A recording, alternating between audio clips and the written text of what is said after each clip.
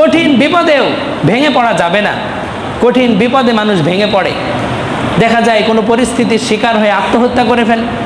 দেখা যায় কোনো পরিস্থিতির শিকার হয়ে আগে মানুষটা ভালো ছিল এখন সন্ত্রাস হয়ে যায়, আগে মানুষটা ভালো ছিল এখন চোর হয়ে যায়, আগে মানুষটা ভালো ছিল এখন আত্মসাৎকারী হয়ে যায়। হয় কি হয় না? বিপদে পড়ে, অভাবে পড়ে, বিভিন্ন পরিস্থিতির সামনে মানুষ খারাপ হয়ে যায়। তো এখানে আল্লাহ তাআলা আমাদেরকে শিক্ষা দিচ্ছে যে এই পরিস্থিতিতে কঠিন বিপদে ভেঙে পড়া যাবে না। তখনও আমাদেরকে স্মরণ করতে হবে ইন্না লিল্লাহ, আমরা আল্লাহ। অতএব আল্লাহ আমাদেরকে বিপদ দিয়েছেন, এই বিপদ থেকে উদ্ধার তিনি করবেন, আমাকে পরীক্ষা করতেছে।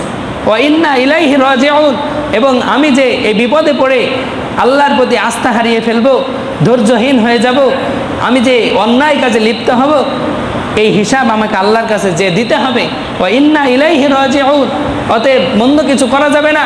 বিপদের মধ্যে ধৈর্য ধারণ করতে হবে আল্লাহর উপর।